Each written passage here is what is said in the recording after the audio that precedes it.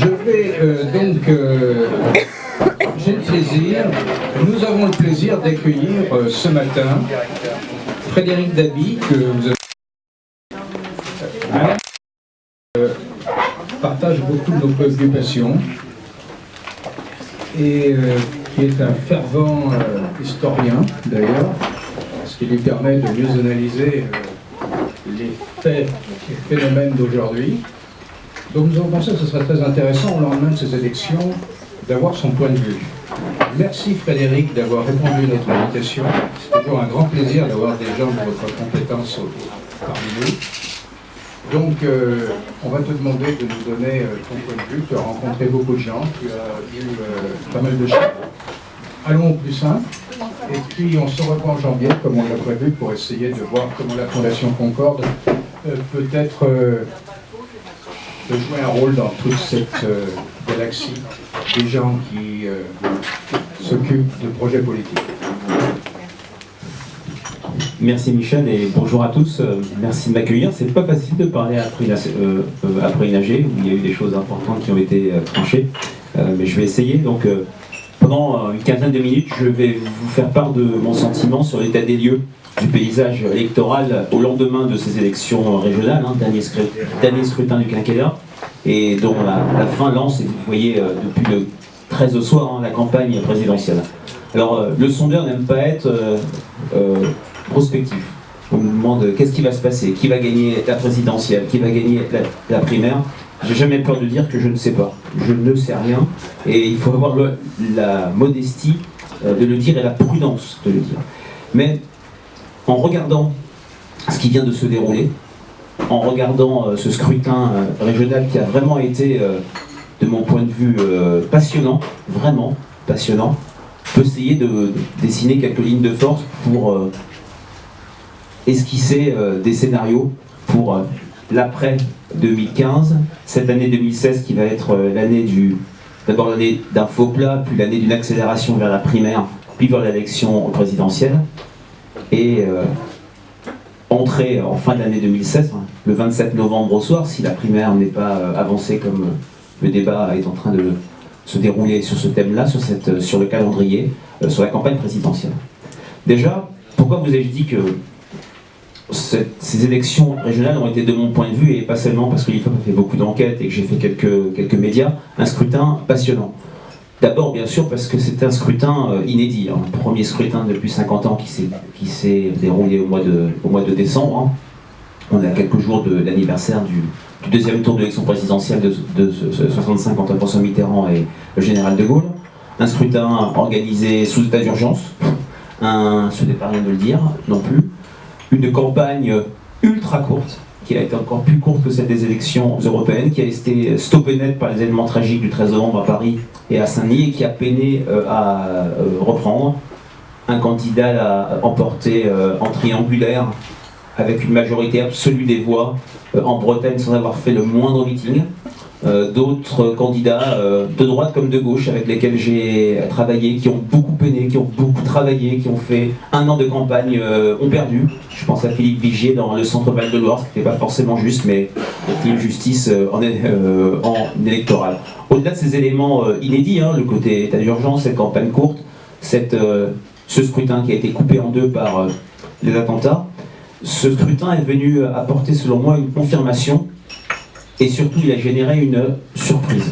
La confirmation, vous le savez tous, mais il faut le dire, ce scrutin marque définitivement la fin de la bipolarisation gauche-droite qui structure le paysage électoral français depuis la Ve République, au profit, je n'ai pas utilisé le terme de tripartisme qui est connoté historiquement, mais au profit d'une tripartition ou d'une tripolarisation de la vie politique qui avait été annoncée dès le premier scrutin intermédiaire du quinquennat de François Hollande, dès la séquence de 2014, dès les municipales, dès les élections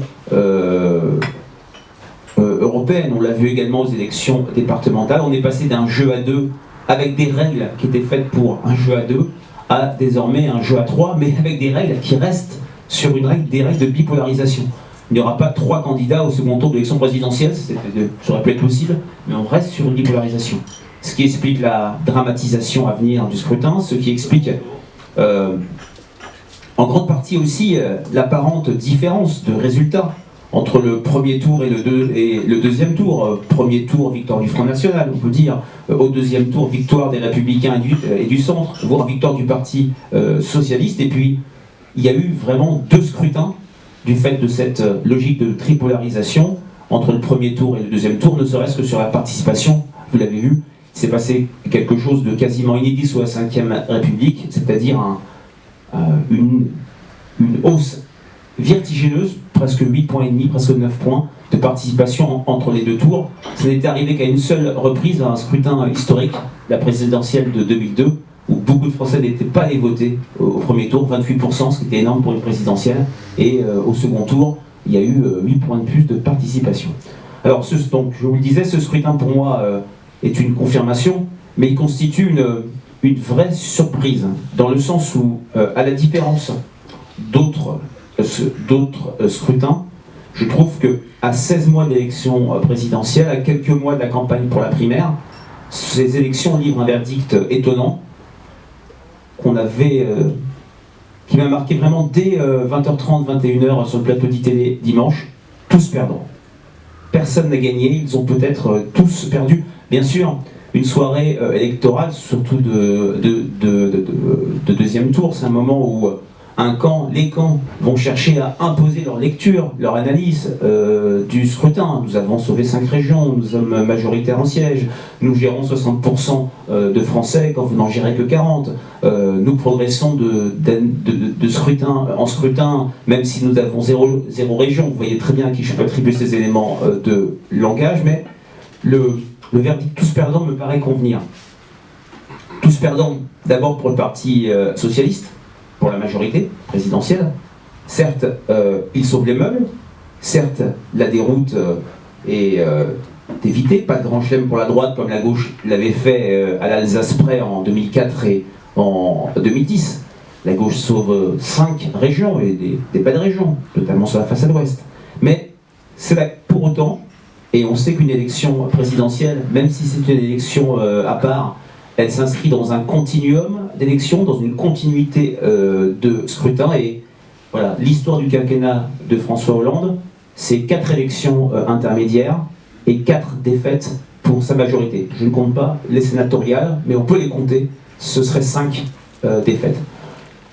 La défaite de Nicolas Sarkozy en 2012, elle n'est pas arrivée en 2012. Elle s'est sculptée, elle s'est forgée, au regard du fait que l'UMP de l'époque et le Nouveau Centre ont perdu tous les scrutins à 2 tours du quinquennat. Municipal de 2008, régional de 2010, sénatorial, cantonal de 2011. L'idée de gauche, l'idée que la gauche pouvait prendre le pouvoir, s'est forgée là, peut-être même plus que pendant la campagne présidentielle. Alors certes, la défaite du PS a été beaucoup moins cinglante. Elle n'a pas perdu plus de 100 villes comme aux élections municipales. Le PS n'a pas obtenu 14% comme aux élections européennes. Le PS n'a pas disparu, la gauche n'a pas disparu d'un canton sur 4 ce 23 mars dernier, où il y a eu 521 avril dans 500 cantons français. Mais nouvelle défaite électorale, perte de 2 bastions historiques au sein desquels, et là c'est quand même quelque chose d'inédit également, le Parti Socialiste et la gauche passent du statut de gestionnaire de la région, maître de l'exécutif, au statut d'invisible dans la région. Et c'est pas anodin en Nord-Pas-de-Calais que la gauche gérait depuis le début, depuis 1986, même s'il y a eu un intermède des Verts, depuis 10 ans en Picardie, depuis 17 ans en Provence, Alpes-Côte d'Azur, et puis également perte de 2 régions économiquement, démographiquement, politiquement essentielles, Rhône-Alpes-Auvergne et Île-de-France. Donc, pourquoi la gauche est perdante? Parce qu'elle est touchée par un nouveau vote sanction, visible au regard de son recul électoral.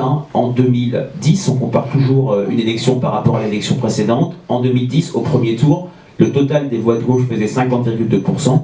En 2015, au premier tour, il fait 36%.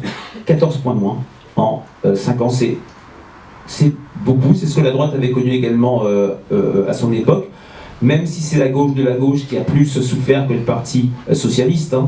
D'ailleurs, un des enseignements au sein de la gauche de ces élections intermédiaires, c'est que la gauche alternative, je fais référence au Front de gauche, à Europe Écologie, les Verts, n'a pas été en mesure de profiter à aucun moment, sauf peut-être dans une ville de la région Rhône-Alpes en 2014 aux élections municipales à Grenoble. Excepté Grenoble, jamais la gauche de la gauche a été en situation de profiter, d'être le réceptacle des difficultés du PS. On voit très bien que c'est toute la gauche qui souffre, et je cite parfois, et de bon matin c'est sympathique, le grand penseur français Aimé Jacquet, vous vous en souvenez, pendant la Coupe du Monde de 98, pour motiver son équipe, il disait « on vit ensemble, on meurt ensemble » pour aller vers cet objectif commun de gagner la Coupe du Monde. Ben, la gauche ne vit plus ensemble, mais elle meurt quand même.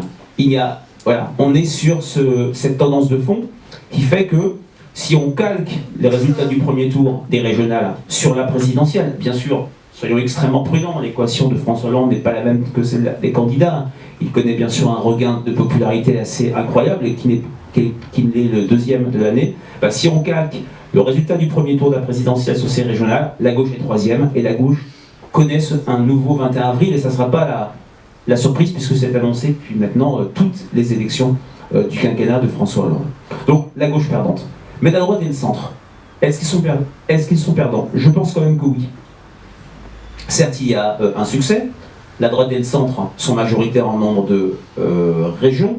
Ils progressent par rapport à 2010, mais ils n'avaient que l'Alsace en France métropolitaine, donc c'est plus que 5 fois mieux. Le second tour a corrigé le premier tour de la droite qui avait été mauvais, on va en parler. Des succès symboles dans la région capitale, en Ile-de-France, en Rhône-Alpes, Auvergne. Des prises historiques, Provence-Alpes-Côte d'Azur et surtout Nord-Pas-de-Calais qui n'avaient jamais été gérées par la droite. Mais voilà, pas de triomphe, pas de vague bleue, comme il y a eu une vague rose en 2004 et 2010.